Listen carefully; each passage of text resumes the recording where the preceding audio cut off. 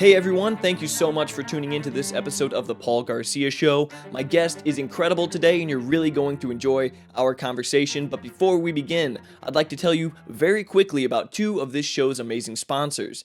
First of all, do you have neck or back issues? Do you prefer sitting on furniture from this century? Would you rather your home interior look like it's from a modern living magazine than from the Great Depression? If you answered yes to any of these questions, then I urge you to shop at Fairbury Furniture in downtown Fairbury, where they have loads of the most stylish, trending, and comfortable furniture around. They've been sponsoring this show for quite a while, and there's a special place for this place in my heart, so check them out. Fairbury Furniture in downtown Fairbury. This show is also sponsored in part by Brand's Martial Arts in Fairbury as well, literally right down the street from Fairbury Furniture. Michael Brand is a Hall of Fame martial artist and he is the primary instructor at this great martial arts academy. He's excellent with kids, teens, and adults, and I personally train here quite often and I love it. So if you're looking to enter the world of martial arts and you're in the area, shoot Brand's Martial Arts a message on Facebook. They're always accepting new students. All right, there you have it. And now, without further ado, let's get started with this excellent conversation. Hello, everyone, and welcome to The Paul Garcia Show. I'm your host, Paul Garcia, and on this show, I speak to the remarkable people of Central Illinois. Today, I have the immense honor of talking to the one and only SCOTT WILLY. SCOTT is a track and golf coach here at Prairie Central High School, and he's also a PE and health instructor. And on a personal note, SCOTT was a great influence on my young life while I spent time here at Prairie Central High School. So today, I look to take a look into Scott's mindset, his life experiences, and who knows what else. So without further ado, Scott, thank you so much for coming on to the show. It's a pleasure. I can't tell you how stoked I am to be on this show. We should set the stage. So like last week, I'm going through the small gym. And I see Paul out there, and I'm thrilled that you and Tristan are helping out with wrestling. You're giving back to the kids, and that speaks volumes too. And I'm just like, hey, Paul, how's the podcast going? And he goes, great. Hey, you want to be on? Yeah, let's do this. It was that quick. And then I got home, and it was a Friday night, and I'm going through YouTube, and I'm looking at the people you interviewed, and there's my friend Paul Meister and Brian Hassett and some of the other kids. And I was like, wow, he's doing a real serious job of this. This is awesome. And I want to get this out, too. And I know some of the people on this have been getting sentimental, but I can't tell you how proud I am of guys like you and Tristan here helping out. Because I told Tristan, like, when I first saw you, like, your freshman, sophomore years, I wasn't sure about you. You know? It's like a little rough around the edges. But when you guys got to, like, your junior, senior years, and in track, I don't know what happened, but you guys were, like, all in, and it was beast mode with the 4x8, and we got to go to the News Gazette 4x8. Absolutely, yeah. So for viewers that don't know what an honor roll meet is, it's all the teams within an area, and if your event is like in one of the top, what was it, 5 or 6 or 10. Something like that. Yeah, if you were in that top event, then you got to go into the News Gazette meet.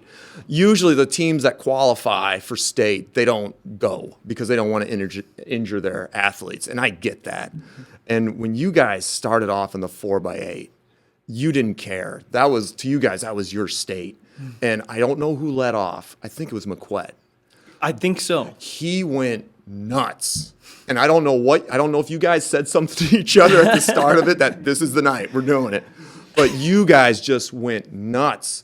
And the gap between you and second place just got further and further. He hands off to... maybe Aiden Krieger or Jeff Leach. Yeah, it was Krieger.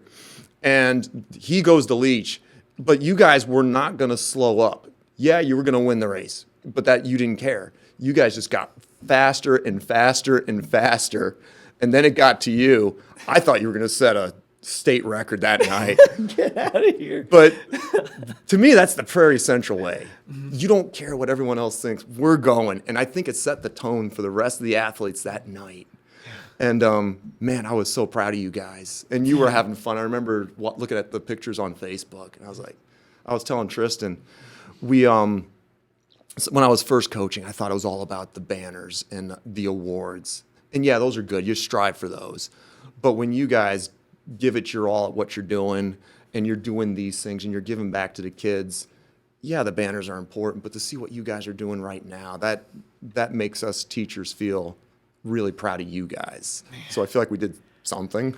But yeah, I always go back to those days where you guys just got after, and I think I speak for a lot of teachers when we say we can't be prouder of you guys. That is so cool. The tables have turned. Man, now I'm getting sentimental. My blood pressure's rising because I'm thinking about the 4x800. Man, way to start this episode off. That was an incredible time, and I gotta say, it's coaches like you. In fact, it was you specifically with that 4x8 team. I'll explain later, but you inspired us a heck of a lot because there's something to say about a coach who walks the walk and talks the talk. I'll just say it right now. I remember there was a day after school where track practice was canceled, and it was sleeting outside. It was miserable, so cold, ice and snow. Track practice was canceled, and I was going home, and on my way home, I see you in shorts and gloves on the edge of Fairbury running in that miserable weather.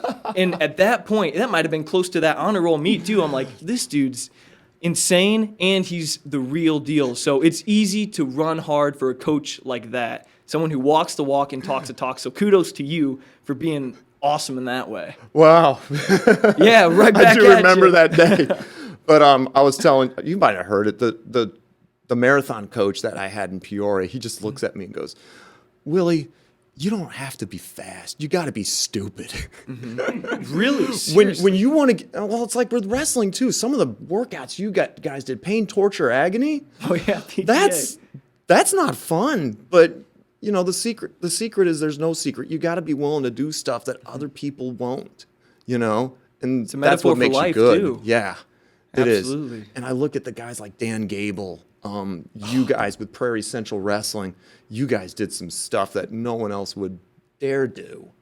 So that was neat. But yeah, you guys bought into that. That's what made it cool. Well, yeah. Well, thank you for the great introduction. Now, let's talk about you. Gosh darn it. Oh my. So you strike me as a very fit person. If I had to take a guess, I would say that you've been involved in athletics in some capacity for most of your life, but I might be wrong. Have you done other sports, and what's your athletic background? What's it look like?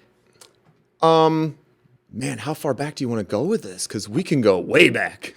I guess you could say, when did your interest in athletics start, and how did it start? I think it's no different than any other kid that's grown up. You know, we always got exposed to stuff growing up. My mom in second grade signed me up for gymnastics with the recreational department in that place in upstate New York. And I remember I was so scared of the balance beam. Because when you're in second grade and you're on a 4-foot high balance beam that's only 4 inches wide, and it didn't help that I was the only guy in there. The rest was girls. But I was just making sure I didn't break my neck falling off the thing. So I think you do develop a lot of spatial awareness and stuff through gymnastics. And some people actually like it. It's a shame that we can't do gymnastics and PE much anymore. Right, yeah. But I will share this with you. And again, if you edit it, it's fine. I remember in high school, we had a gymnastics unit, and we did floor tumbling routines and all that. And I remember, too, we had a high bar for us. You know the high bar. Yeah. Yeah. You're swinging off and doing all these things with it. It's basically a big pull-up bar, right? Yeah. But I remember to this day, one of the kids in my class, he was a bigger kid, and we were working on the inverted hang. And that's just simply you're hanging from the bar, and you're upside down. Well, he was a bigger kid. He lost his grip. Oh, no. And he lands straight on his head. So the bar, I think, is 8 feet. Did you see this happen? Oh, yeah, we were all right there. But to the coach's credit, they had enough mats there. And the kid, I can't remember if he went to the rest of class for the day, but they got us out of there. And they were just checking on him. He wasn't moving much. Holy crap. And I still remember him going to class the next day. But it all just gave us a big shock. And I think gymnastics is just one of those sports where we wish we could still do it, but it's just dangerous. It is so dangerous. Yeah. And you talked about that spatial awareness. I think there's a word for it, proprioception, knowing where your body's at kind of in space. I think that's a seriously valuable thing to just learn and know as a human, to have a good sense of where your body's at. And so for that reason alone, I think athletics are super important for people, because there's kind of a trend going on where less and less kids are doing physically demanding sports, you know, but But, I went through all the things like all the other kids do, and there's things. So on my mom's side of the family, golfing was huge and very good. I mean, I have uncles that have been club champions and state champions in high school and played Division I golf and mini tour stuff. But I was always, and I loved the stuff. I loved golf even back when I was 6 years old. But me and the way my brain is wired, I had other interests too. I love downhill skiing, and being in New York in the Catskills, there's hills all over the place. So I like to do that a lot. I had art stuff I loved doing, like calligraphy and things like that. So that's an interesting art. We'll have to touch on that in a little later. Yeah. I'll let you keep going. Well, yeah, one of my aunts was an artist too, and I just got drawn to that stuff, and she gave me quote unquote lessons about 3-point perspective and how to do drawings and stuff. I was never great at it, but it was just something I enjoyed doing. So I was kind of a scatterbrain. Some people call it a jack of all trades. Wasn't an ace of any of them, that's for sure. But I just had a lot of interest, so I never really excelled at anything. But skiing was one of those things I really loved. Skiing, really? Yes. And you were in New York, right? So it's like Illinois. Everyone, when they think of Illinois, they think of Chicago. But New York's the same way. You're just a different direction. So there's New York City, but about 100 miles north is where I grew up in the Catskill Mountains. So if you ever watch the movie Dirty Dancing, yeah. Oh, yeah. that's where I grew up, that town. Really? Yeah, and back in the 50s, 60s, 70s, that was the resorts. Those were a big deal. People didn't always go all over the country like they do now. Their thing was to go up to one of those resorts that had everything. So we didn't have a big ski slope. We just had one that was that went down into a valley where interstate or highway Route 17 was. So maybe it was like 300 meters long, not long. So they had those things. They had a nice competitive swimming pool. They had ice skating there. Whole bunch of weird stuff. Bobby Fischer, the great chess champion from New York, he came up there and skied.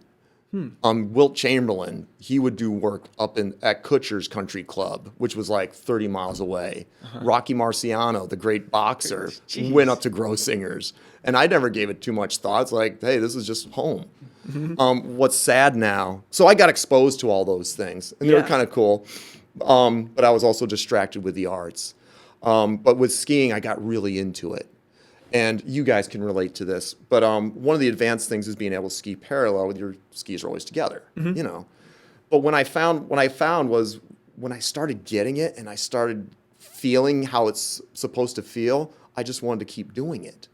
So when we'd have ski trips to Vermont, once a year we would go to Vermont with all the family, the aunts, the uncles, the cousins. I would sometimes just get lost, and I just go to one of the easy slopes and I just practice it over and over and over again, and I really liked it. So I don't know if you guys know what moguls are. Mogul? I had no idea. Yeah, on ski slopes, there's what's called moguls, and they can be naturally built into the sod, or they can just be built up bumps that are in the slope, which makes it very, very difficult to ski on. Well, then my next goal was, okay, I want to be good at that. So one of the slopes was called Outer Limits in Killington, Vermont, and it was the steepest mogul field grade in New England. I don't know what it was. I just know it was steep. But I was one of those guys where I would just stay there, and I was not leaving until I figured it out, and I got down. Just kind of stubborn about it. Yeah, and I think that's kind of like with excelling at any sport. There's got to be a stubborn bone to it all. Absolutely, you yes. know, like running in the sleet. That's what we did. Oh yes, yeah, right, yeah.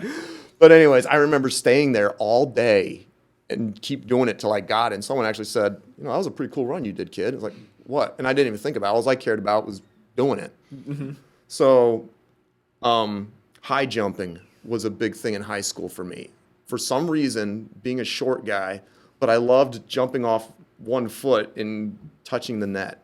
And then it was touching the backboard, grabbing the rim.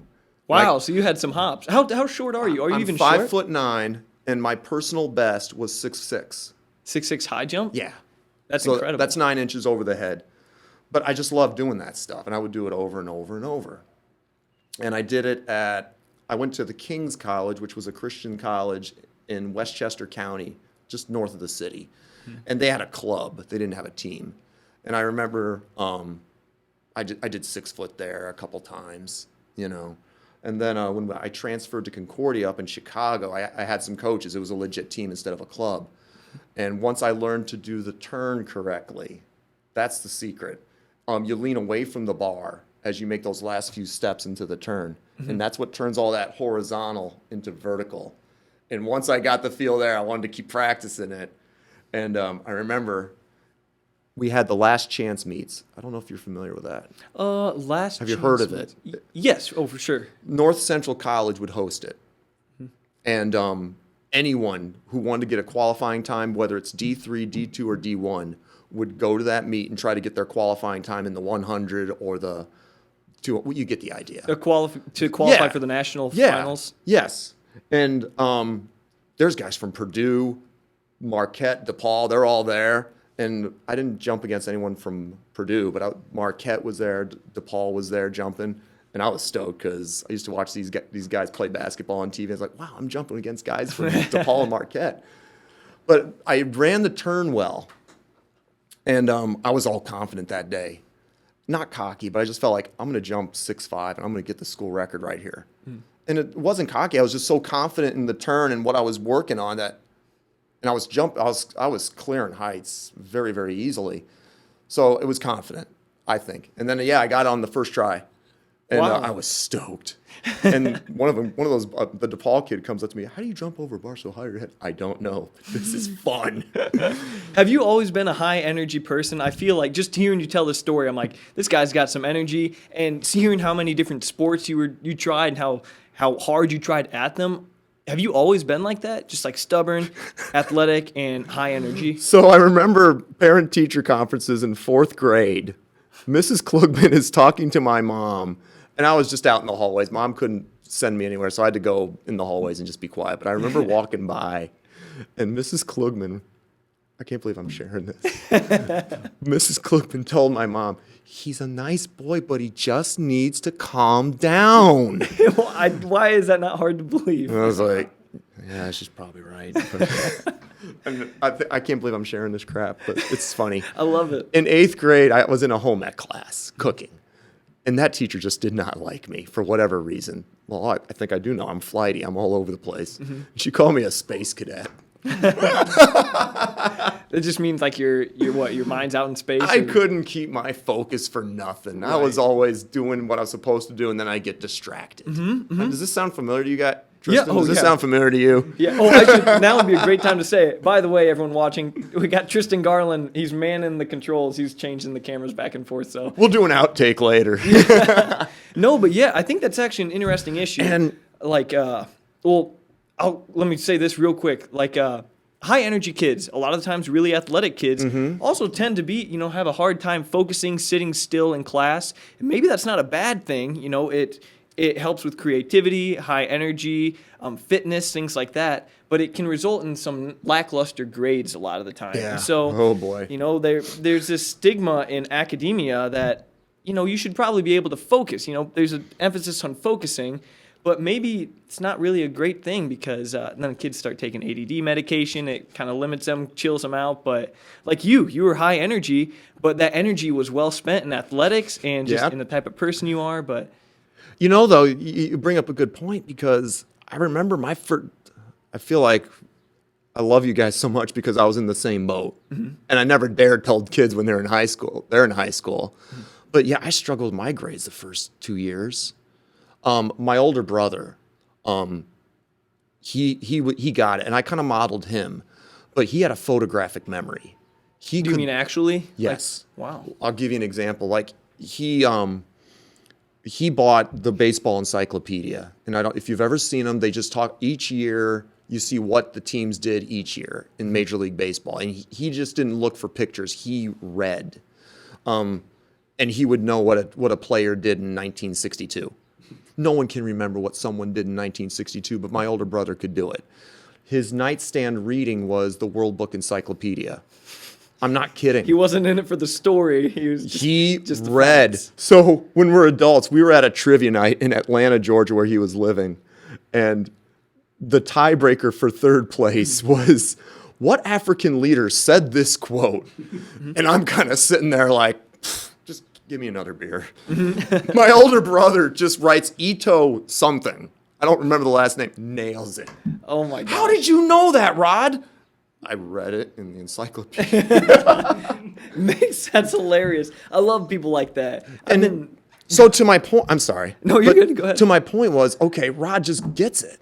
So that's how I thought it worked. But I didn't have Rod's brain. So I had to work at it. So junior, senior years, maybe it just takes us longer to figure those things out, some of us. But I had to put work into it. And finally, my senior year, I got into honor roll. So I guess if there's younger kids watching, it's like, I would say, you can do it. You just gotta, some of you just have to put some work into it. You know, so I had my struggles with that.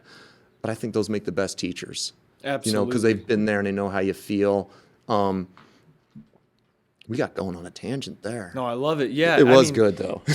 Teachers that have been through what you went through, you know, struggling with grades because of their inability to retain focus in the classroom. Mm-hmm. I mean, they sympathize better with the kids that are going through the exact same thing. And sometimes that's all a kid needs. I'm speaking on my own behalf here. Like, I've been there, and sometimes I don't know who it was. I think a teacher at one point just told me, like, hey, I understand. Like, I got bad grades, too. I'm like, so I'm not dumb. Like, you're a teacher. You're teaching me this. Like, you've been in my shoes. I must not be that broken or dumb or anything. No, and this took me a while to figure out, Paul. Sometimes when I was the first few years of teaching and the first few years at Prairie Central, I felt like I needed to build an image to a kid. Mm-hmm. And maybe you still do to an extent. But I also felt like now as I'm getting older, it's like, okay, I get it. Yeah. Like, for example, here's a kid in one of my classes. Dad's out of the picture. And mom's probably just working her tail off just to pay bills. So this kid's probably just fending on his own, you know? So now that I've got enough experience under the belt, it's like, okay, hey, you're having a bad day. Go walk the bleachers. And then he's not bothering the rest of the class. And, you know, you give him that outlet. So it's taken me a while to figure that out, too. Because I still am kind of a control freak about my classroom. Mm-hmm. But it's kind of getting to a point now where it's, okay, I get it, you know. This show is sponsored in part by Connections of Fairview Haven. Fairview Haven Retirement Community has recently introduced a new branch called Connections of Fairview Haven. This is a licensed home service agency whose staff has the ability to provide a wide array of non-medical services for you in the comfort and safety of your own home. Well, what does that mean exactly? It means that a member or members of the Connections of Fairview Haven team will come to you or your loved one's home and help with any services that you need, so that you can remain safely at home while ensuring that all of your daily duties get accomplished. They also ensure that you receive any and all of the nurturing care that you need, which actual residents of this great nursing home, Fairview Haven community, also enjoy. These services include running errands, meal preparation, transportation, assistance with bathing, medication reminders, skin, oral, and hair care, and even just friendly conversations and much, much more. Additionally, this branch has partnered with some local businesses to provide other services that you may need, like therapy, yard work, home repairs, and much more. Connections of Fairview Haven takes all the worry out of daily living and empowers you to continue to live an abundant life your way. This program is servicing Livingston, Iroquois, and Ford counties, and they can start working for you right now with as little as one phone call to 815-692-6703. You can also learn more about this branch on their website, fairviewhaven.org. Connections of Fairview Haven. They're founded on biblical principles, and they're putting the gold back into the golden years. I've seen a lot of nursing homes, believe it or not. You're going to hear more about that in this episode. And I've got to say, Fairview Haven is literally the best one that I've ever seen. All their services rock. Their employees are incredible. So if you're looking to get some at-home services for a loved one or for yourself, seriously check out Connections of Fairview Haven. Let's go back to the energy thing. Yeah. So we, in high school, I had a teacher, PE teacher, John DeMeo. And you would love him. But we were the Eagles, Bethlehem Central Eagles. And every day, John, I hope you're watching, he would say, "Great day to be an Eagle." I got so sick of hearing this because it was every day, great day to be alive, great day to be an Eagle. Drove me nuts because, you know, as a high school kid, you want to be cool. You don't say that stuff, you know. "Willie, you did a good job. You get an Eagle Award." Because at our school, we actually had Eagle Awards when kids did good things. I never got it. But anyway. But he'd say, crazy stuff. And he was energetic too. And I was a try-hard in PE, you know? The kids use that term a lot. And I got made fun of a lot, bullied for it sometimes. And kids, it would bother me. And I'd go up to John and say, Coach, does it bother you when I'm going after it? He says, Willie, just keep doing what you do. You know, and he was very encouraging for that. And John is the guy. So I think I told you guys, my younger brother is a quadriplegic. And I've shared this story with kids in health class all the time. But John came to the hospital when Dan, they said he had 72 hours to live. And he shows up. That's the kind of guy he is. It really bothered him when Dan got hurt. And I remember seeing him. I always go and visit when he was still the athletic director over there. And, you know, he's one of those guys where he's family, you know. But he was a big influence on me. And I wanted to be like him. And honestly, it's the good teachers that got me into doing that. It's like, I want to be that guy. I want to be someone that inspires the kids too. And I'm glad it worked somehow. This is incredible to hear because that's kind of your thing you say, isn't it? It is. Say, great day to be a Hawk. So my first That's year. the story behind where that came from. The first year at Midwest Central, that was my first 4 years of teaching. They were the Raiders. So, yep, that came out. Great day to be a Raider. That's awesome. Wow. So I'm ticked because there's a teacher that had passed away at Eureka High School, and his name was Wendell Parson, and he's a good man. But that was his thing for decades. Great day to be a Hornet at Eureka High School. And Kim showed up with that one time when she got home. I was like, what is that? That's funny. I bet there's a lot of schools around the country that say similar things. The point, he was also a very, very positive, very energetic person too. And that's the point. It's, I tell you what, I got so tired my first few years, like with the pep assemblies. Yeah. They always did them first block. And I'm not going to get into a gripe about disagreeing with administration or not, but the thought process was, we got to keep these kids calmed down. So we're going to do it in the morning when they're tired. That's, interesting. You actually don't want them to get pumped up then? Yeah, this is homecoming. This is a pep assembly. Yeah. We need pep at a pep rally. You do it in the morning. Yeah, okay. So anyways, and for a while there, I was playing the game with them and getting into it. And then at some point I was like, you know what, this is stupid. We need to enjoy this a little bit. So I don't know if you were one of the first groups into it or not, but I'd get up to speak for golf, and I'd be like, great day to be a Hawk. Yeah. And then each year kind of built up and turned into a thing. And I think it was 2010. I'm not going to say the teacher, but one teacher would say to me, you say the same thing every year. Why don't you change? No. I didn't say it, but I'm just saying, I got to think about that. You know, you're right. So anyways, they introduced me to come up to speak for the boys golf team. I get up there at that podium, and I see kids, the seniors, on the edge of the bleacher. Oh my gosh. They're going, say it. Great day to be a Hawk. And it was the Beatles just screaming out loud. And I'm looking at that teacher. That's why I ain't changing. It was ridiculous. I've been in the stands when you would say that. It's just crazy. And it's funny because freshmen, they're new to it. They're not that loud. Sophomores a little louder. The freshmen are like, louder. what's going on here? Yeah, and seniors just blow watch. out their lungs, you know. But, you know, what drives me nuts, and you guys know this, that they're the kids that are too cool for it. Yeah. But are you kidding? Life's too short to be that way. Yeah, don't worry. You know? Yeah, don't worry about being cool. Anyone who really worries about being cool is just wasting their time and limiting themselves, I think. Yeah, and I don't know where it comes from, Paul. I'm just grateful God gave it to me. Yeah, you know? Everyone appreciates it. And I want to ask, so you were a high energy kid. You said you walked by the classroom, you heard that teacher say what she said. What was your childhood like aside from athletics? Like, you know, what kind of went through your mind when you were growing up? Okay. How were you? Yeah, what was life like? Now you let's set the stage too. That town I grew up with in upstate New York, it wasn't a big town, and was it's it like rural? that. It was about 5,000 population. Okay.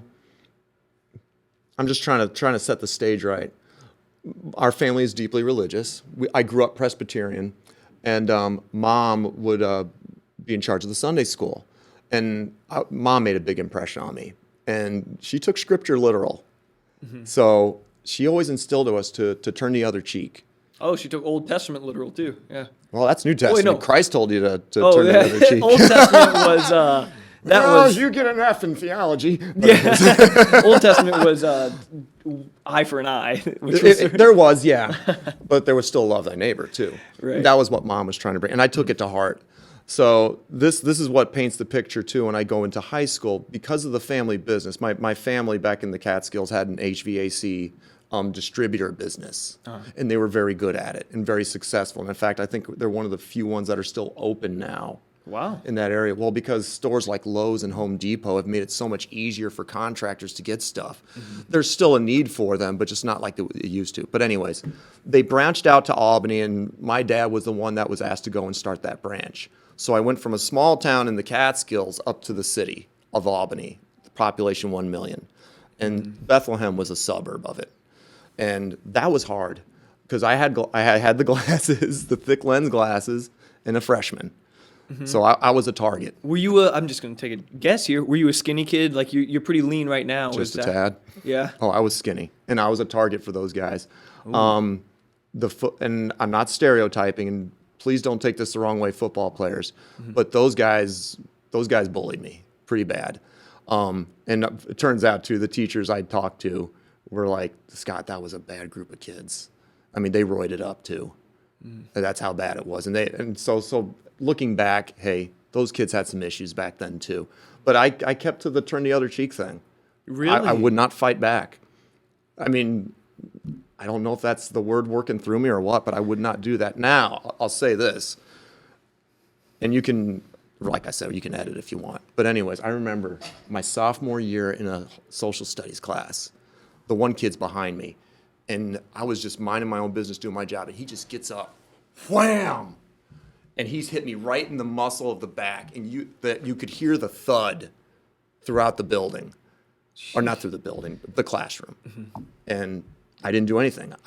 But what I did, I said to myself, I can't take this anymore.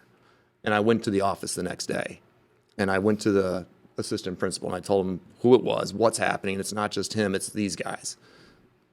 Never had another problem since.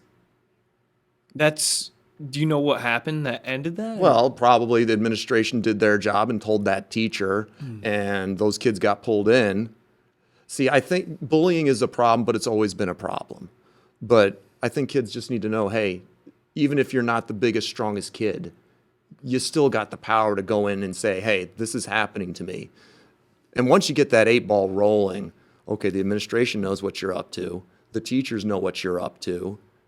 And they kind of got the picture, okay, they're watching us. And so it stopped from there. It makes me that much more grateful for kids. I could, but I won't name names. Kids that are those big football players that could physically, have their way with you if they wanted, but they choose otherwise. They choose to be the really nice guys that stand up for people. Those are rare people to come across, maybe, but I love those types of individuals who, they have the power to be a bully and to get away with it, I guess, and they just don't.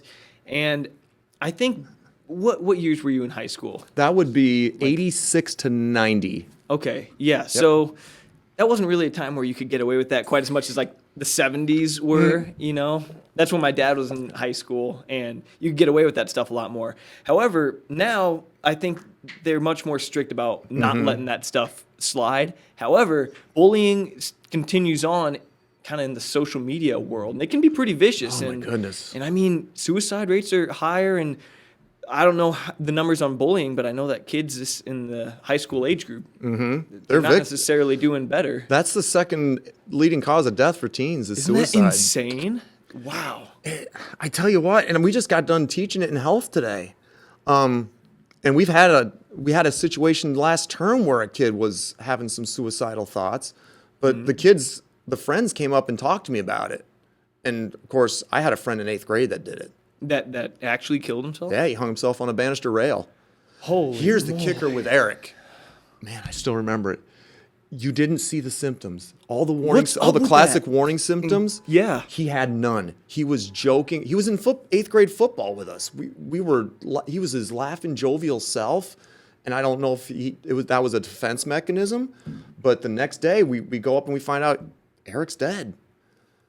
But yeah, that was a rare one. But you know, when the kids come to me about that stuff, I'm on it.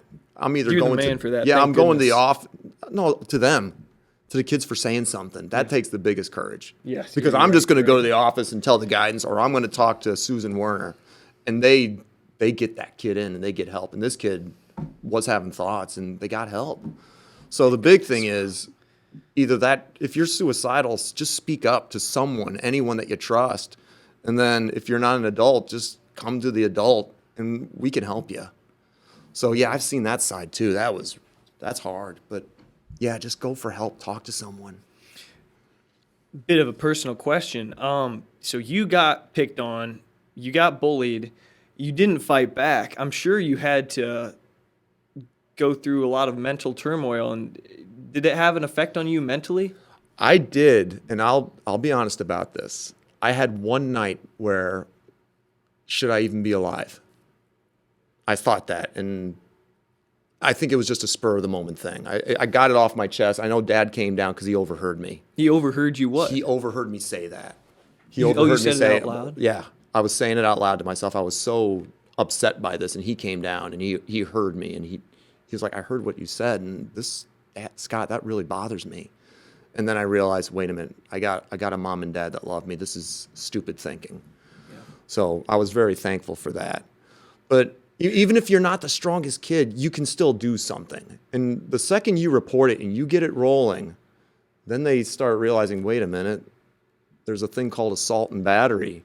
This isn't a joke. You can get arrested for that. You can get cuffed. And I just wish I could ingrain it in these kids' mind that you are infinitely valuable. You're incredibly special, but it's just so crazy how another individual can say things to you, do things to you to make you feel like you're actually not worth much at all or anything. But it's just a fact. We're all infinitely valuable, and sometimes it just takes one kid to tell us that. Mm-hmm. And so maybe that's hopefully, if you take anything away from this talk from my end, it's going to take a lot away from you. Just maybe say something to the kid that you know is struggling. You know, let them know that they're awesome, because they probably don't know that and they need someone else to reassure them. And it doesn't have to be a big speech. Right. Sometimes it's just, hey, how you doing today? Good to see you. And sometimes they hear that over and over again. I hope that helps anyways, but it doesn't have to be a big thing. Yeah, It's acknowledge their existence. To me, it's like proclaiming the faith too. It doesn't have to be a big lecture. It doesn't have to be the fire and brimstone thing. Sometimes it's just showing love to somebody else, showing God's love that way, you know? So yeah, I agree with you 100%. You said when you were talking to yourself and your dad overheard you. Was that the day that the kid punched you in the lower back, or was it after something else? It may have.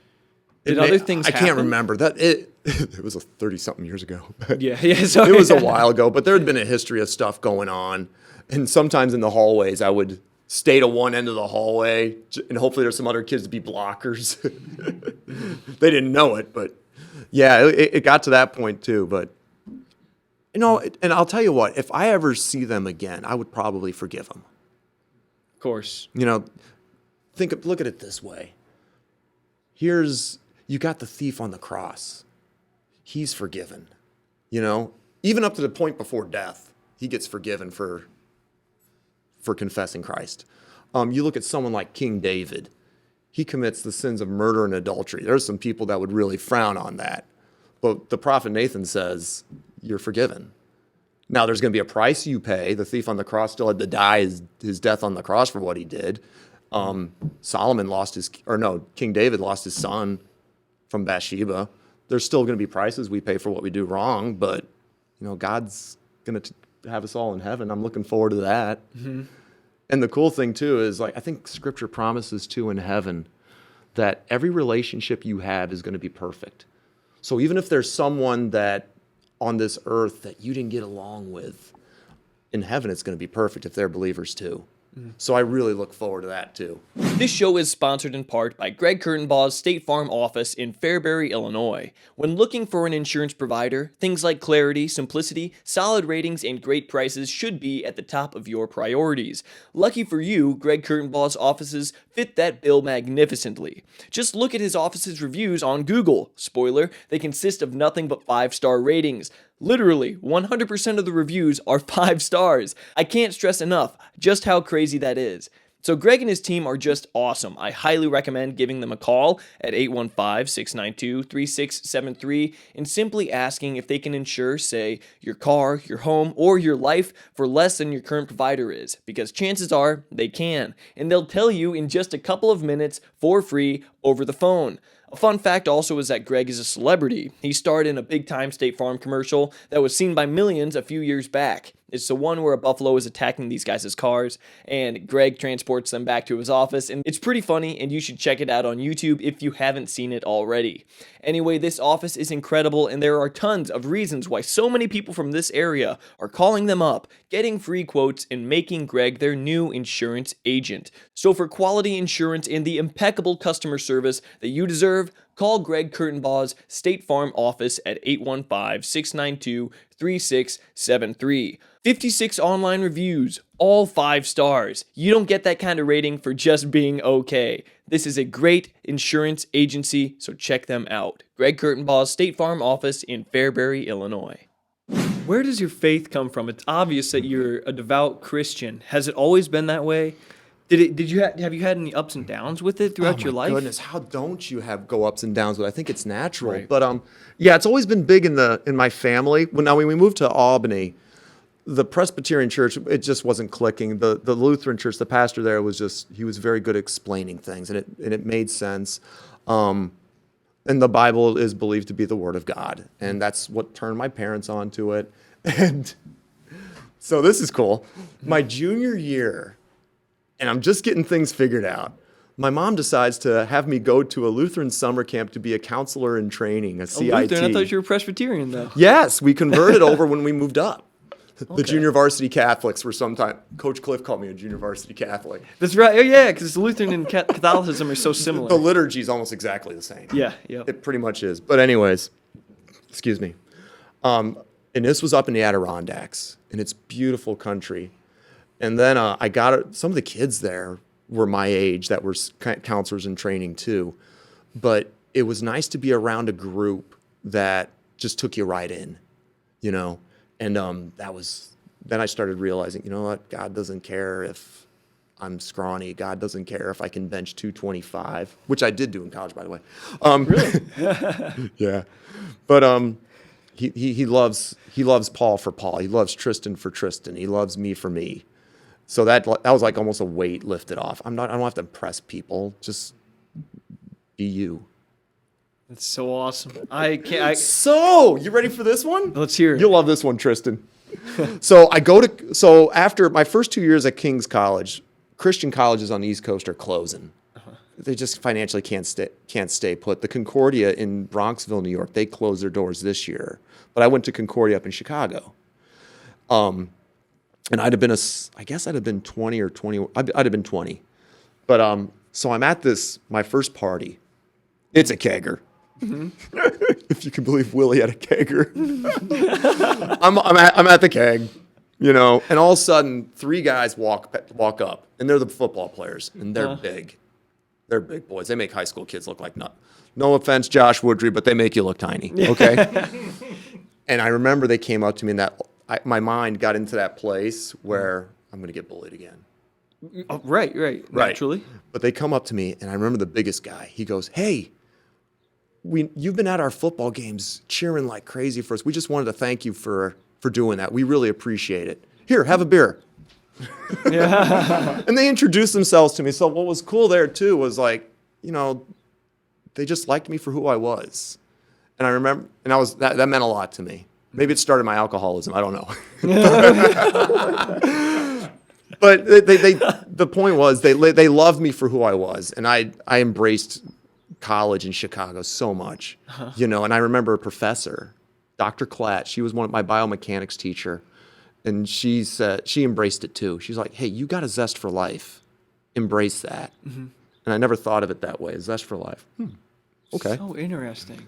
So you leave high school, and I assume you're probably ready to leave high school given the experience you had there.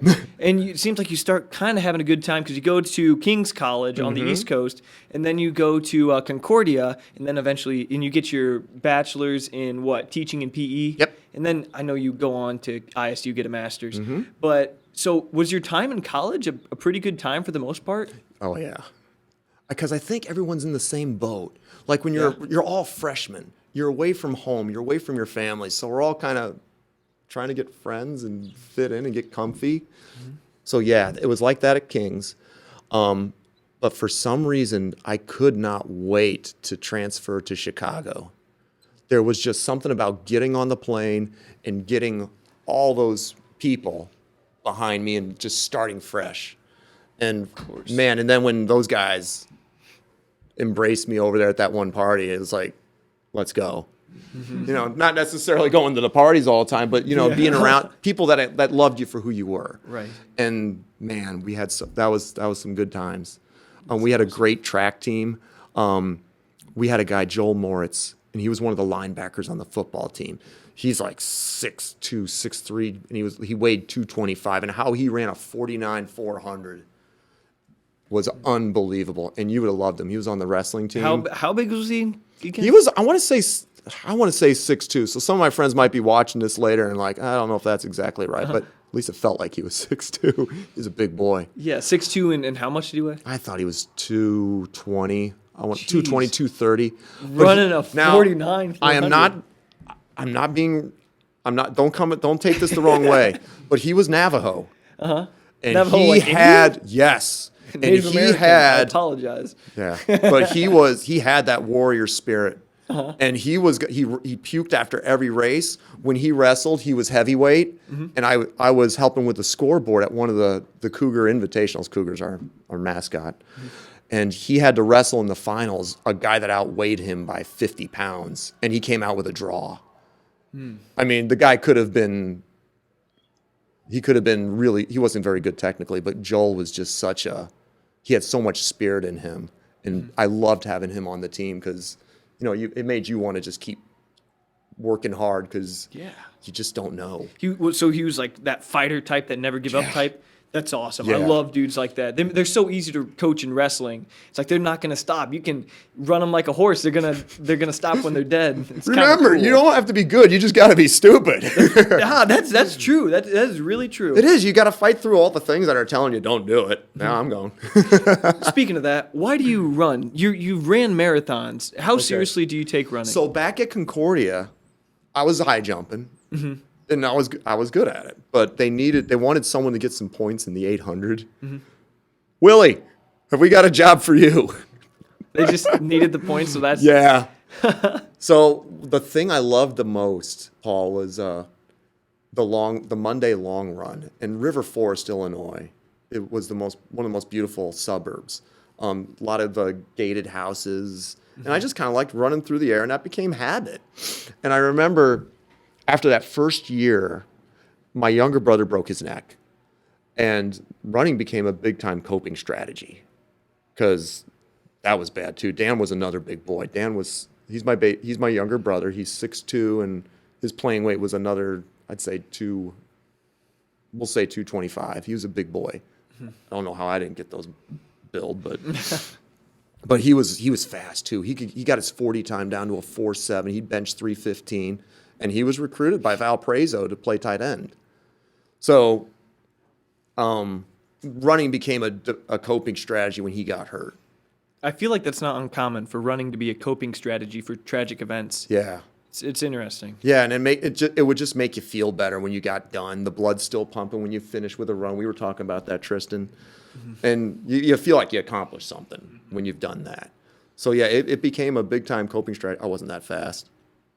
But I was able to convince kids in track and field that I was, and they wanted to run as fast as me. I wasn't that fast, but I did manage to get some points. I found I had to be the guy that stayed in the back and then use the Willi energy for the last 400. Yeah. The first 800, we're at Wheaton College, and I've never run the 800 in my life. And one of the kids that was a distance runner goes, "Willi, just stay with him."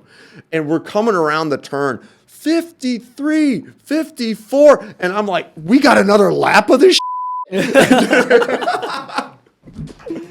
It's insane. The 800 is a terrible event. It hurts so much. The 8 is stupid. Oh my gosh. And what's the world record now? 143, 144? No idea. Dumb For sure, yeah. The world record in the marathon. It's still like 2 hours flat, but Kapochke did that 158 or 159. Mm-hmm. Someone broke the 2 hours, I thought. Right, it's Kapochke. Now, what they did was they had a pace car that had a laser line for him to stay on. Mm-hmm, yeah. And he had all these pacers with him, too. It was kind of a windbreaker, too, wasn't it, Yes. that car? Yeah. So it was very staged, and the course was Yeah. a loop, very flat. So it was staged. Mm-hmm. I don't give a rip. Someone just ran 26.2 miles at 4:30-something pace. Dumb. Dumb. Yeah. That blows my mind, though. Did you ever have like huge goals when it came to running and distance running and stuff? So one of my wife's coworkers, Troy Walcott, and I'll never forget the guy. God love him. He was one of those hardcore runners, too, where he had qualified for Boston and all that. And we ran with him for fun. And he talked me into this is my first year at Prairie Central. He said, hey, why don't you go run Huntsville with me? Huntsville, Alabama. They have a pretty fast layout. And I went. That was just, hey, run it, get it off the bucket list. I got a T-shirt, great. I finished in the top half. I think my longest run was like 8 miles. That was dumb. Mm-hmm. But, the competitive juice gets going. You want to pass more than get passed. Yeah. So that's kind of how that happened. And then I was done with it. I didn't care to do it again. And then Kim gets the idea to run Green Bay, which is a cool marathon because you finish the last mile in Lambeau, and they let you run a lap around the tundra, which is sweet. So I ran that, and I actually did some 20-milers and prepared for that. Please edit this. Don't ever run 20 miles on a hangover. Bad idea. You go out and drink the night before or something? Oh my gosh, yes. I remember they kicked me out in my driveway at 5 a.m. Kim wakes up and she goes, hey, we got a long run today. How far? 20 miles. All right, let me sleep in for another hour. That was that was agony. It was a death march for me. I was so dehydrated, so depleted, and I don't think I brought water bottles with me. And Kim's parents were driving around, and they're just laughing at me because they knew what I was doing. I was like, yeah, this is dumb. But I think my body responded to that because the next 20 was a piece of cake after that. So here's to the point, Paul. We ran that race. And I ran it in 3:25. And Troy wasn't there, but he calls me and he goes, hey, and this is what did it. He goes, you're just like 15 minutes away from qualifying for Boston. And that's when the blinders came on. And that was after the race you ran with a hangover.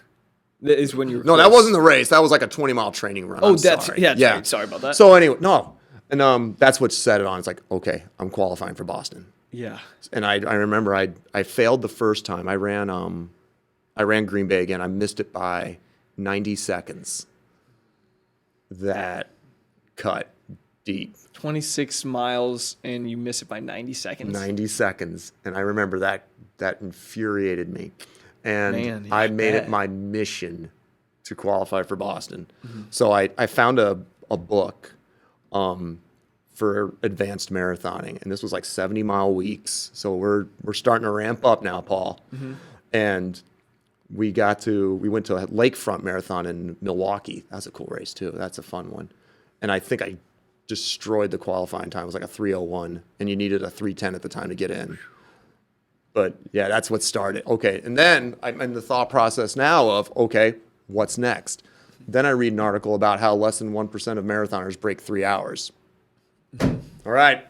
You sound like John Strong. I had John Strong on once. He did an Ironman. He was just like, not many people. Not his big thing was not a lot of people get to heaven. Yeah, not a lot of people get to heaven.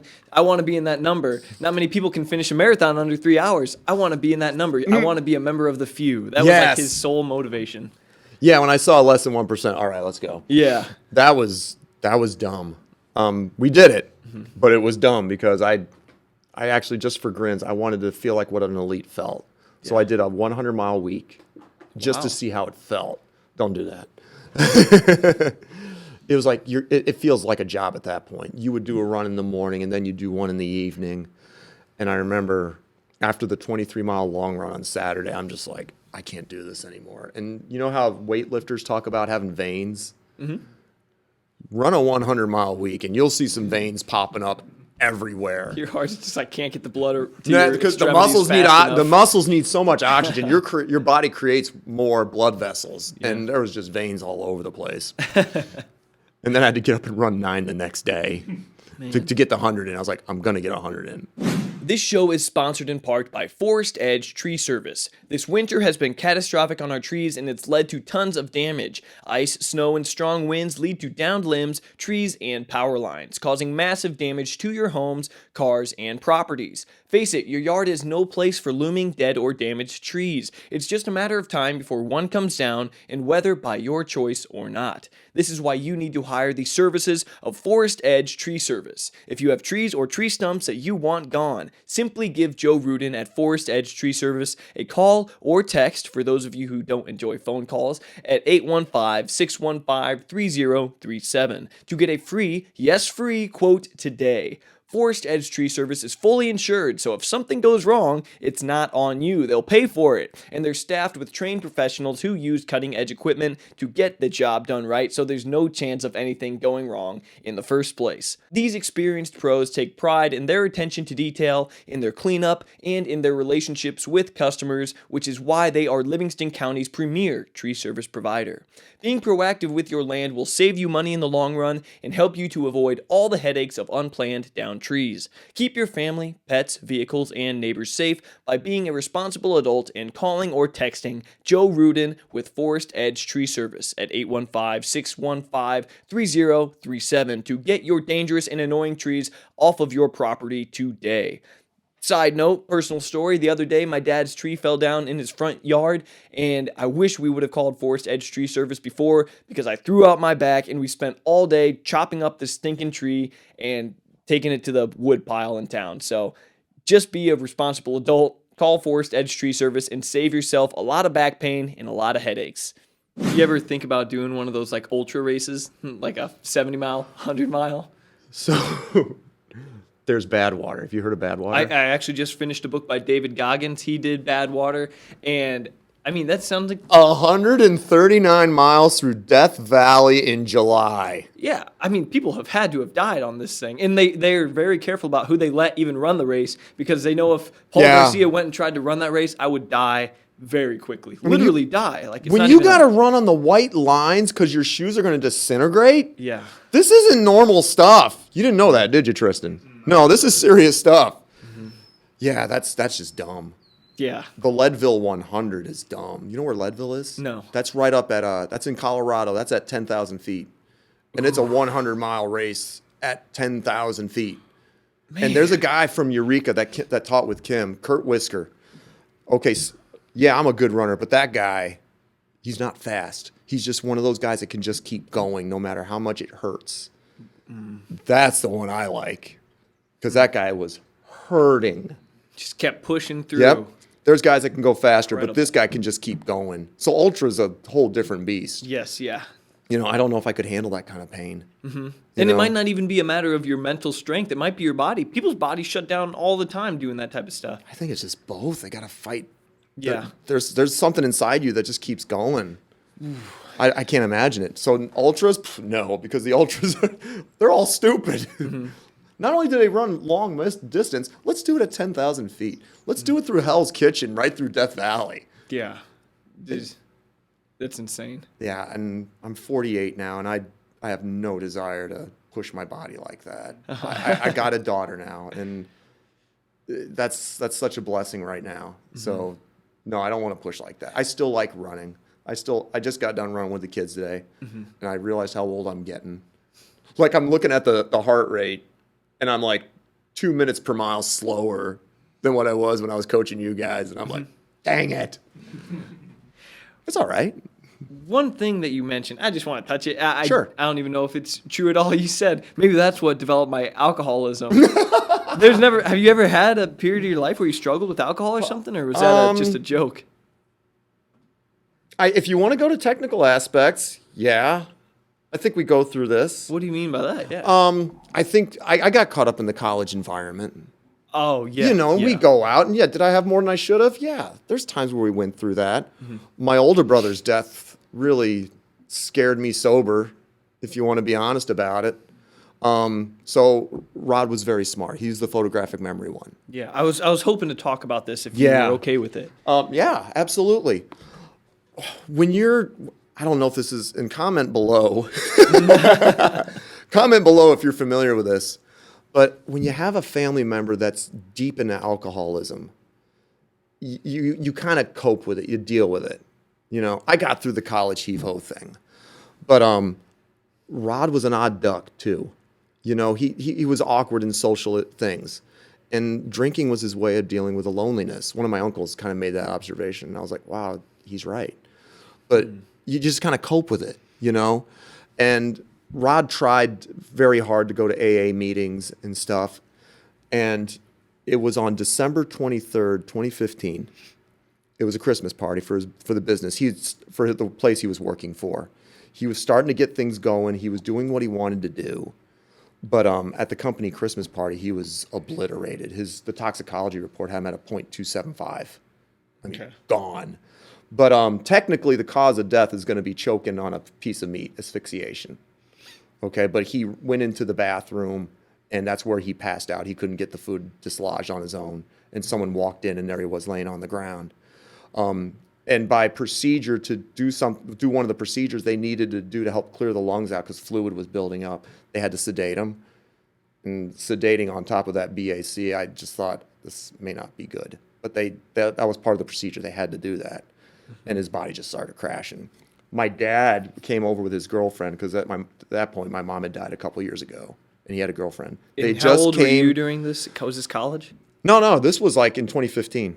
Oh, gosh. That was recent. Yeah. So they just got here. We did a walk around Eureka College campus. We're going to get some dinner going, and then we get a phone call from my younger brother, the quadriplegic, that Rod had been sent to the hospital about what had happened. And we're just sitting I remember we were on the floor just crying our eyes out. Mom had just died in 2011, and we got this. And the news just kept getting worse and worse. They had to he's in a coma now. This happened. And then 4 hours later, we hear some more news. And we knew Rod was going brain dead. And so that would have been Christmas Eve.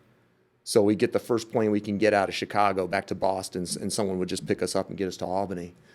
And I remember gate E13 for the plane to Boston, and we were on the phone with St. Peter's Hospital in Albany, and they said Rod was brain dead. And he had signed an organ donor card. So, Rod had his vices, but Rod also had a loving heart where he thought to do these kind of things. And we had to make a decision right there because they could harvest him and there's someone that needed his liver or something like that. And we made the decision there to, pull the plug.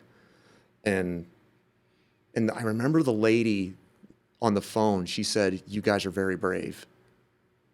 And my first thought, and this is just the sadness of the moment catching it, I don't feel brave about that. I just gave you the okay to pull the plug on my brother. No, I don't feel brave. I feel like crap, But I didn't say it. That's what my heart's feeling. And I remember we were just going to Starbucks and grabbing some coffee, just something. I remember some people were kind of watching us at the gate, and they knew something was going wrong with that family, very bad. And they were appreciative. I think one of them might have bought Dad coffee. I can't remember. But that was a dark day. So as energetic as I am too, guys, I've seen some hard things. You said a few years before that your mom passed away. Yeah, breast cancer. And she was only, what, in her 60s, early 60s? 61, 62, I want to say. Mm-hmm. I can't tell you how mentally tough Mom was. And this is where the faith actually got stronger. Because I remember elders from the church coming in and talking to Mom in the last few weeks. And she's actually counseling them. during that time. You know, she goes, it's well with my soul. It's kind of awesome. Wow. Yeah, and if you don't mind, in the Lutheran seminary, one of their professors said there's 3 reasons bad things happen on this planet. Because people want to say, hey, why did God let this happen? Oh, well, that's like the most common reason people don't believe in the first And place. yes, and hold on, time out. Yeah, the devil wants you to think that. So usually it's all 3, but it's a broken world, okay? You know, when Adam brought sin into the world, hey, this stuff's going to happen. Yeah.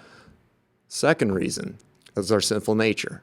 You know, so with the broken world, mom had cancer. That's a broken world showing its ugly face. Okay, Rod sinned. He was obliterated beyond comprehension. So, and the third is kind of what you brought up.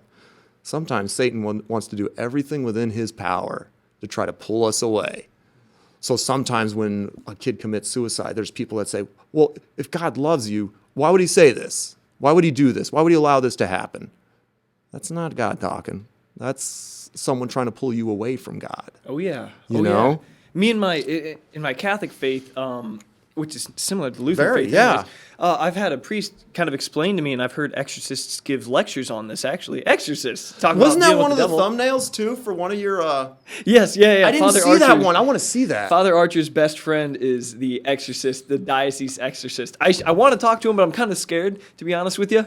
I say go with it. Yeah, I should. That might even be fun. Yeah. You know what you Or should do? You should scary start for off. me. You should start the interview by going, says here on your resume, you're an exorcist. Yeah. Want to talk about that? Elaborate on it, please. But anyways... You got to have a sense of humor for that Yes. job. Yeah. Oh, yeah.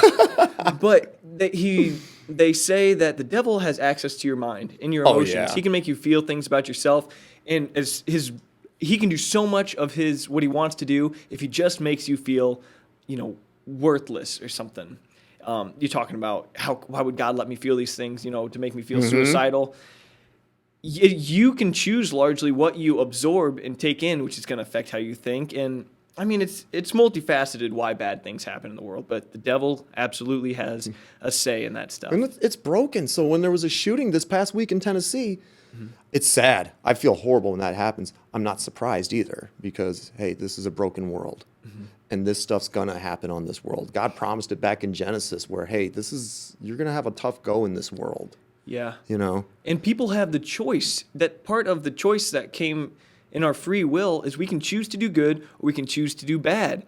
And people choosing to do bad, say like a shooter comes and shoots a kid, and then the parents are like, why would God let this happen? Well, it's like, the person chose to do it. It wasn't necessarily God doing the thing, It's a broken world. Yeah, exactly. It's a broken world. So it's a combination of those 3. Sinful nature, broken world. And, hey, the devil's doing his hardest to try to pull us away from someone that loves us. And also sometimes, though, I want to say that God can allow a bad thing to happen that will bring about a greater good than what would have been possible if that bad thing hadn't happened in the first place. So, to your point, Mom died, and Riley was born 4 months later. That's your daughter? Yes. Okay. And I was mad at God. And I even talked to my pastor about, is it okay to be mad? He says, yeah. Were you ever mad at your earthly father about stuff? All the time. Because it's no different. What's not okay is to fall away. So that stuck with me. But anyways, when Riley was born, hey, what was the question? It was basically, I just asked about your mom and then wondered, how'd you deal with all this stuff? What was this like? This period of time you were in your talking life? about the greater good. Then I was talking about... This is a great interview. Yeah, But, no, I love it. It's all over the place. It's awesome. So I was so mad at God because you couldn't make Mom hang on for like a few more months to see Riley, even just for 30 seconds, just to get to hold Riley, see her. No, that's not how it's going to work today. It's for a greater good. And I think the blessing was it forced me to kind of step up. I know I'm not a perfect father. I do the best I can with her. And Kim's a saint. She's a godsend when it comes to being a mother. But I think the greater good was, hey, you have to learn how to do this on your own. And the only way I knew from this point, since Mom's gone, is I better open up God's word and let that kind of guide me. So that's where a lot of it came from. And, Mom was very brave up to death. She knew she was going to go to heaven. Christ did the work on the cross for her, and that did work out for the better good, because Riley, thank God, is doing really, really well. That's awesome. Yeah. Holy cow. Your mom sounds like an absolutely incredible woman. She was something. She had a good singing voice, too. She sang in the choir, which, guess what? I'm doing that at church. Really? You sing? Yeah. Are you a good singer? I don't know. It's all right. Is that supposed to be a segue? No, it's actually not. It could be. That'll make YouTube. And PE teacher makes great singer. He's cutting an album. You also mentioned Kim. Yeah. Did you guys get married before this all happened? Yeah, Like we met. Your mom. We met in college, and Kim was a good athlete too. She made all conference volleyball, basketball, and she's only 5'7", and she played middle blocker, the tall person's position. But she's such a gamer too, and she just got inducted into Concordia's Hall of Fame in 2019. Wow. No, good athlete. Kim's very, very steadfast in the faith too, and God love her. She would get the devotion book set up, and we have the devotion routine at night. And they say behind every man there's a good man, there's a good woman. I'm not saying I'm good. I'm not perfect, that's for sure. But I don't deserve Kim. I really don't. And she puts up with a lot. Wow. Yeah. What a great woman. Behind every great man, there's a great woman. Or a tired woman. Yeah, she's exhausted. Yeah. But I know some people will probably say, I know you, Willie. You've done some stuff that you shouldn't have. And you know what? You're right.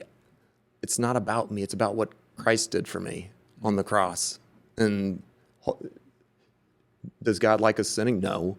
So that's a continuous process. I don't claim that I'm never going to be perfect, but I'm going to try, and I'm going to have my moments where I screw up. The Willie thing might kick in, and I say something I shouldn't.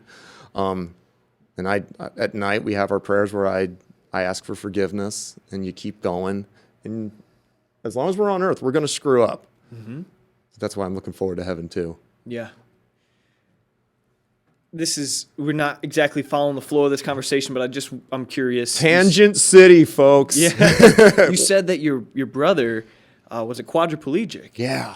When did that happen? How did that happen? Oh, my goodness. I mean, it seems like your immediate family's had some serious difficulties. There's a funny story about that. But Dan, I was just at Concordia that first year, and things were going so good. Dan was getting ready to go to Valpo. I had just gotten that record in the high jump. I stayed on campus to work over the summer. Rod had his job. Things were going great. And wow, here we go. July 12th of 93, I'm doing the lifeguard shift at Concordia swimming pool. And I'd get up for the lap swim. And that's where all the professors and stuff, they get their laps in. That was their thing. But I was a lifeguard. So I'm just painting the picture so you get it. Yes. There's an office that has the phone where we could make our phone calls to people if we needed to. But then there's an on-deck phone in case of emergencies. So if we had to get an ambulance in there for drowning or whatever, we get on that phone. It's like the bat phone. Goes the commissioner. So anyways, this is like 6 a.m. And I'm just kind of half in, half out of it because, it's 6 a.m. Yeah. And then the phone on the deck rings. I was like, this is a first. Yeah. And I get up, I pick up the phone, and it's Dad. And I'm like, Dad doesn't know the number to the on-deck swimming pool phone.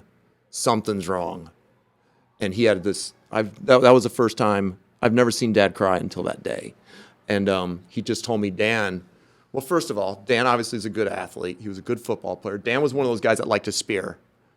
Like the spear? So Yeah, he's when he vicious or caught what? the football, he's looking for the safety to dish punishment. Uh-huh. Go ahead, try to tackle me, but guess what? It's going to hurt. So he did. He speared. Okay. And he aggravated his neck then.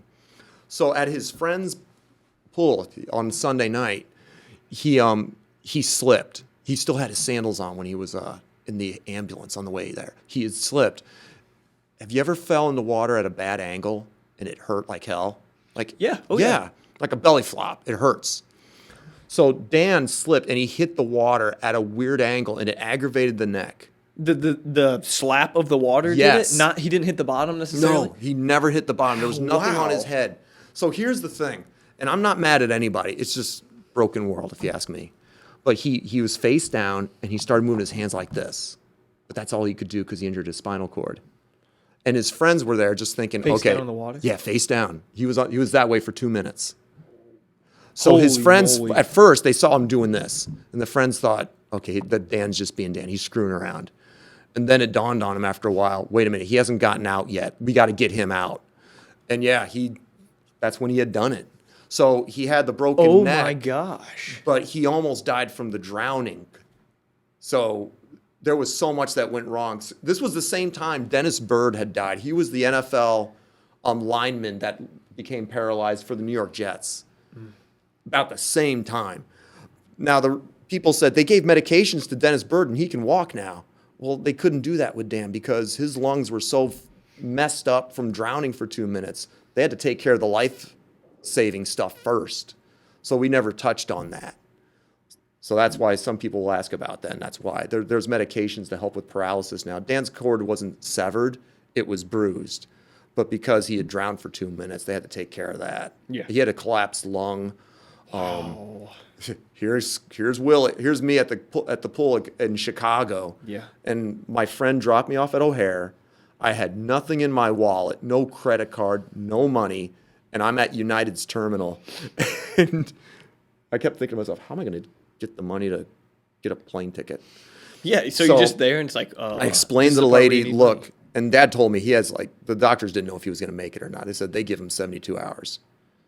So I get to the desk and I'm like, ma'am, this is a life and death situation. My brother's dying in New York. I need a plane flight to Albany now. And she says, do you have a credit card? Nope. Do you know someone that does? And I get on their phone. I call Dad on their phone. And Dad's like all stressed out. He's just trying to get me out there. And he gives him the credit card number to his phone. And the credit card number, I'm sorry. But they ran it. So I get a ticket somehow. And I fly back to New York, and the pastor of our church picks us up. So all of a sudden, I've gone from 6 a.m. being in Chicago to 11 o'clock Eastern time in Albany, and my pastor's picking me up. I'm like, this is bad. Yeah.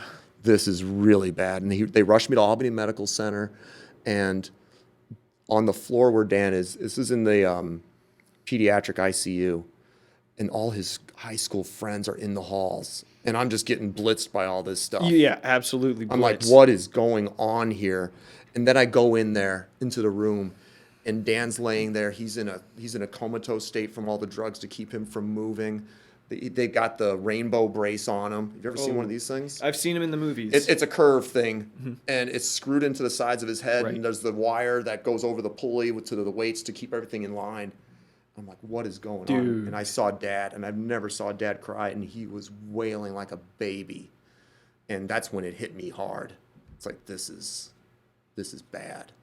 Oh. And what was worse was Paul, the next I went to my own bed back home, and when I woke up in the morning, and I go downstairs, and there's all our friends and family in my living room, I'm like, this isn't going away. This is going to be here a long time.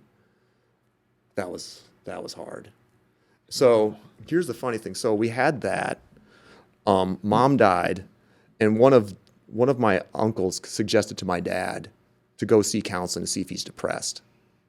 So he's with this psychologist, and he's going through all this stuff. And the psychologist just looks at my dad and goes, "You're not depressed. You've gotten the shit kicked out of you. This isn't normal." And yeah, that was rough. And I guess I kind of, as a defense mechanism, I talk about how much it affects Dad. But yeah, it cuts. It cuts a lot. And Rod's death was kind of a big one too. But I'm so thankful for the faith, Paul. That's what gets you through. Have you ever heard of the footprints in the sand story? You know what? I have. Nice. I have. That's what it is. Can you say it real quick, just in brief summary? So this guy has a dream where he's walking along the beach, and Jesus is with him, and he looks back and he sees the footprints. There's Jesus's and there's his. But then he notices, during the hard time, and then the footprints are in conjunction with his life and all the events that happen. And when there was really good events, Christ is right there. You see 2 sets of footprints. But when there was the bad moments, there was just one set. And the person in the dream says to Jesus, Jesus, I noticed that during this walk, you're with me some of the time, but you're not with me all the time. You know where it's going. That's right. This is where Jesus says, my son, I love you so much. Those hard times you were going through, those were the times I was carrying you. That's how God works. God doesn't leave you. He's there for you. My brother Mike was the one who told me that story. And, you know, what you're talking about, the story with your brother, that's extreme. I've never experienced anything quite like that. But I know my mom had a series of strokes. Really? And a brain aneurysm shortly after that. It had to do with they cleared some arteries and just crazy new blood flow, too much for the blood-brain barrier, burst, brain hemorrhage. Oh, man. This wasn't too long ago. And anyways, we didn't know if she was gonna make it. And you said you were blitzed, you know, by this stuff. Like all of a sudden, your life's turned upside down. Now your You mean like all the stuff happening at once to you? Oh, yeah, and all of a sudden my sister's coming in from across the country, and like all these people are there for us now. I'm like, dude, what's happening? Like, can we time out for a sec? There's no time out. yeah. And then the next day, bend over, it's coming. Yeah. That's what it is. Yeah. Go ahead. I'm sorry. No, it's crazy. Like it seems like you've been through it, and then even then it was a little worse. But I want to say that, you know, my mom, half of her left side, it doesn't work. It's paralyzed. However, and you know, you talked about the drugs that can help with paralysis. There's some very interesting literature on just getting your movement back, getting your feeling back, and things like that. So we're experimenting with that. But anyone would be very tempted to look at that situation like, why, God? Why? And don't think we didn't think that. Of course. I think we all go through those times where it's like, why is this going through? Yeah, it's either... I bet you've had to deal with that too. Yeah. Everyone does in some capacity at some point in their life, I'm sure. And it's either, God, are you there at all? Or why would you let this happen? But the crazy thing about that is, and like I said, we didn't know if my mom was going to make it. She did. But still, she wasn't in great shape after that. It was very sad after. She was super disabled. Didn't know who we were, type of thing. And our family got closer after that. The most amazing. Isn't that cool? Isn't that? Yeah. Some serious good can come from the most horrible circumstances. Yeah. And yeah, it's just crazy. Life's crazy like that. Oh man, I love that. Yeah, Kim, my mom's side of the family came up. And to have my one uncle just joking with me that first night, that lifted me up so much. It's like, we're going to be okay. Yes. We're going to get through this. I needed that. People should remember. Oh, go ahead. No, that was good. It's just, my uncle was just being my uncle. He was just goofballing with me, and it's like, okay, we're going to be all right.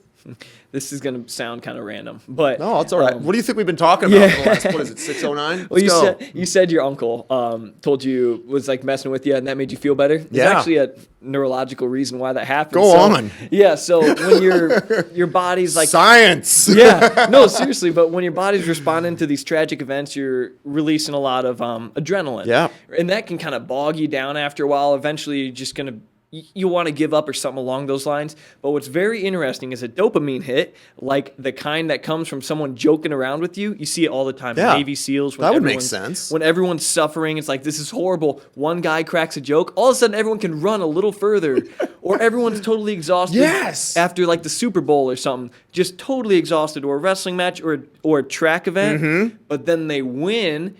And then all of a sudden they got a bunch of energy. It's dopamine. Yep. It's crazy how that works. Gee, how'd you feel after that 4x8, Paul? yeah, exactly. All of a sudden you win. You got this newfound energy. So just a little fun anecdotal story, I guess, that if stuff is really sucking, people are really hurting, sometimes it just takes one guy to lighten the mood and it can do a whole lot of good. And that's hard for me. I do my best in school to keep being Willi. Yeah. You know, but there's times where if something sets me off, it's hard for me to get out of it. Really? Oh yeah. I thought you were always largely positive all the time. Sometimes it's no different than the rest of us. Sometimes you just got to force it. Sometimes you just got to put your head down and grind through it. But all the time I have those moments. At the beginning of the school year here with the global pandemic, I was scared of what was going to happen. And you know what? This year has actually turned out, and there's people that complain. There's teachers that will be upset about stuff, and I get it. But things could have been a lot worse, you know. Mm-hmm. But yeah, when something bothers me, it can stick with me, and it's hard for me to get rid of it. It'll upset me. I think that's why I like home so much, because I can get it out there, you know. Well, Mr. Willi, we are getting close to wrapping this thing up. I thought we were just getting started. I just got one more question for you. It's you've lived a very eventful life. You've learned a lot of things. You've gained a lot of wisdom. I think you're an incredible. I don't know if I gained wisdom. No, I don't feel too smart. Whatever you have, and I just want to ask. So you're a teacher. You're a coach. What's something besides the basic curriculum, besides the basic sports skills, that you want to teach your kids, your athletes, and your students? What's something you want them to learn from you? I think it's got to be to love what you're doing, and don't be afraid to try. Don't be afraid to get out of the shell. Don't be afraid to get out of the comfort zone. The distance kids today, this whole week actually, we threw some stuff at them, you know. Yeah. But it was fun watching them push themselves and get out of the comfort zone. But find something that you love and learn all you can about it. I mean, I read tons of books on running. There's actually quite a few. You'd be surprised. Yeah. But yeah, develop a passion about something and learn as much as you can about it. I can't believe how many books I've read about golf. Mm-hmm. And I've learned so much about that. But yeah, I want to talk about another coach. Absolutely. We had a ski team back in New York. It was like a club thing, like volleyball. Yeah. But Rob Broadfoot was the head coach there, and I love that guy. He was the one that kind of got me out. No, him and the other guy, Tom Schaefer or Tom Siegel? I can't remember. Here, you're gonna love this story. This one you'll have to edit. This guy, this is the other one that changed me big time. I don't know if I'm going to edit any of this because I kind of like all of the stuff you're saying. It's all gold. Let's just say I'm just thankful that the cross forgives me. Yeah. So what you do is you go through the course and you go through your training run. The coaches are at the bottom, and they critique and tell you what you need to work. You need to work on the outside ski digging so that edge can grab the ice, yada, yada. I get done with this run, and this coach, he's a Tour de France cyclist. He's done the big show. And he just goes and he takes me aside. And if you thought Brandenburg said some stuff, he looked at me and he goes, Willi, you stop skiing like a f***ing right now. Yeah. And I'm like, yes, sir. He goes, but okay, let the dust settle, okay? But he goes, Scott, the sport's about taking chances. And you're not doing that. The next time down the slope, you go f***ing nuts. Yes, sir. And if everyone's wondering, that's the guy that really put the Willi blood into ignition. That's freaking awesome. But yeah, I mean, did he swear? Yeah, and are people offended by that?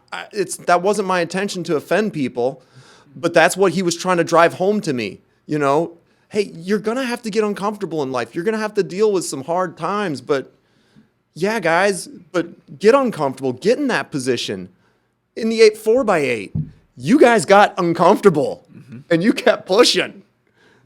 Yeah, find something that you love at. Don't be afraid to get out of the norm, and let's see what happens. Awesome. Words to live by right there. That Depends. Was great. Yeah. And stay away from those ski coaches that curse you out. Ephesians talks about swearing being bad. And I obviously, if it says it, yeah, it probably is. But what he said to me made an impact. You know, he's saying, hey, you're not living life the way you should. Let's go nuts. Right. And that's what stuck by. So I hope, if you're upset, I understand, I apologize. But man, that meant a lot when he said that. And I don't think I've looked back since. So people can make fun of me all they want as the way I teach. That's where I get it from, guys. I had to learn that.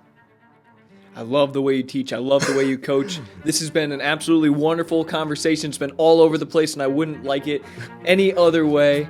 Scott Willi, thank you so Paul, much for coming on to the show. Paul, Tristan, this was so much fun. I knew it was going to be fun, and it met the expectations. This was great. Right on. So- All right, that's a wrap. Thanks for coming on. Thanks, bro. This was fun. Boom. Wow. All right. 616. That was awesome. That was great. Did you like that? Oh my goodness, that was fun. And that's a wrap. Thank you for listening to this episode of The Paul Garcia Show. If you enjoy the show and you're watching it on Facebook, please feel free to share and like this video. If you're on YouTube, please consider subscribing to my channel. And if you're listening on Apple Podcasts, please consider leaving the show a 5-star rating if you think we deserve that. This all helps tremendously with the show's growth and recognition, and it makes it more likely that awesome folks from this area will agree to come on. If you want to support the show financially with a small donation, I would appreciate that a lot. Feel free to do so on the Venmo app by submitting a couple of bucks to The Paul Garcia Show. A lot of you like to do that one, and holy cow, it helps so much, so thank you from the bottom of my heart for that. If you want to support the show in another way and also gain access to some exclusive footage and maybe some exclusive episodes, then please become a patron on patreon.com/Paul Garcia for as little as $1 a month. That's $12 a year. That would help a lot. Until next Sunday, I'm Paul Garcia. God bless and have a great week.